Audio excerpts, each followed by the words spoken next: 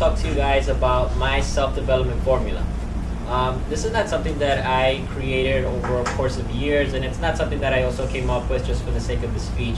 It's something that I kind of came up with about maybe 3 or 4 months ago. And the reason why I came up with this was because lately a lot of people have been asking me various questions on things regarding self-development, and I wasn't able to really give them any like concrete advice or information on that. So I thought it'd be a good idea to just kind of put this all down on my whiteboard and just, just solidify it. So my self-development formula consists of 2 different things. There's one category that's everything that I do consciously to develop myself. And on the other side, I do the things that I do subconsciously to develop myself. Now, we all know the difference between the 2. The things that you do consciously are the things that you do when you're aware and awake, and the things that you do subconsciously are the things that you do when you're asleep and unaware. So there's an array of things that I have on all of them, but I'm just going to highlight the main things that I think are critical. So I'll start with the conscious part. On the conscious part, I have 3 things. The first thing that I have is physical. What are you doing to keep yourself healthy? Are you going to the gym? Are you eating healthy? All these different things that really kind of encompass your health. So the reason I feel that's very important towards your self-development is that I feel that it's not critical, but it's a good foundation. It basically, the more energy you have, the better you feel about yourself, the more willing you are to actually get out there and just be proactive and do positive things, as opposed to being lazy and not healthy. You tend to just slack off and not really want to do anything with your life, right? So I feel like that's important. The second thing are your visuals and your books. What are you watching and what are you reading about? See, every time you're doing these things, you're spending time, but are you spending it effectively? Are the things that you're reading about giving you principles and knowledge and wisdom and things that will help you in your life in general to cope with life better? Or the things that you're watching, are they positive things, as opposed to if you're doing these things negatively? If you're reading books about, let's say, fantasies or things like that, they're not really going to do anything other than make an interesting conversation. Or, for instance, if you're bombarding yourself with everything that's going on in the media today, it's really going to make you have a very negative outlook on the world. So you have to really kind of balance that all out. The third thing that I have on there is your social environment. Who are you spending the most amount of time with? I like to think about this by remembering these 3 numbers: 60, 30, and 10. Right? 60% of the time I will spend with the people that are uplifting, that inspire me and bring me up in life. 30% of the time I will spend it with the neutral people. They're the ones that don't really do much. They don't bring me down, but they don't lift me up. And 10% of the time I will spend with the negative people, the people that distract me down.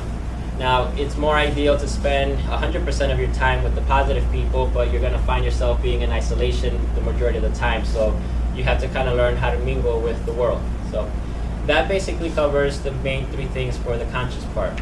Subconsciously, that's something a little bit more challenging, and unfortunately it encompasses about 90% of the bulk of self-development. So it's very critical that you nail this part of it.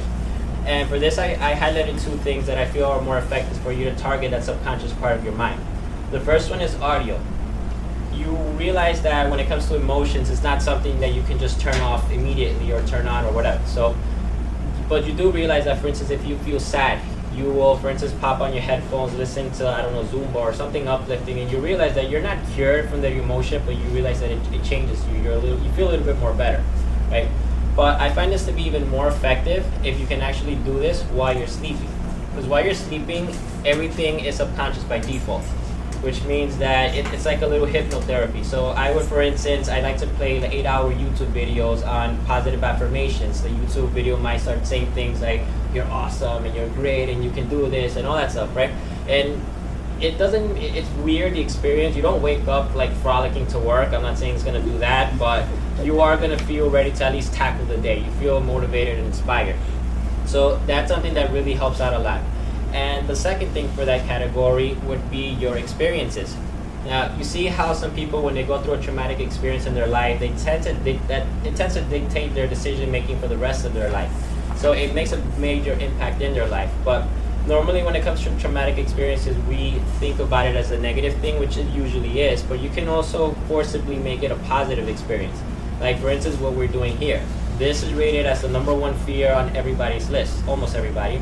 And yet we purposely put ourselves in this situation. It's terrifying, it's traumatic, but it's traumatic in a positive manner.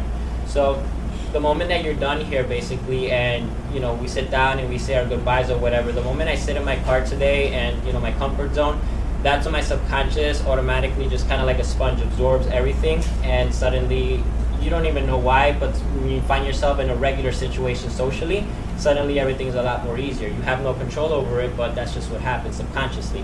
So these are my two categories, main things that I focus on when it comes to my self-development. But the thing for you guys to really take away with tonight is this equation that I got from a book.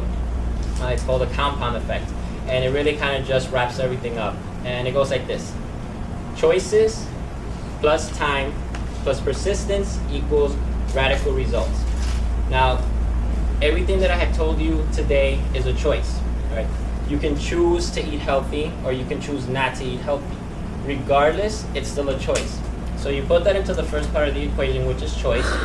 Do that activity persistently and for an extended amount of time, and you have a radical result. You choose to eat healthy, do it for an extended amount of time, you end up being healthy, you're more energetic. Do the opposite and you're unhealthy and you start having health issues. So I hope this was informative. This is something that, it's a compilation of a lot of different things that I study and learn about. And as Aristotle said, excellence is what we do repeatedly. So, excellence is what we do repeatedly. So, okay, I forgot the quote, I'm sorry about that. But I hope this was informative, and thank you for listening.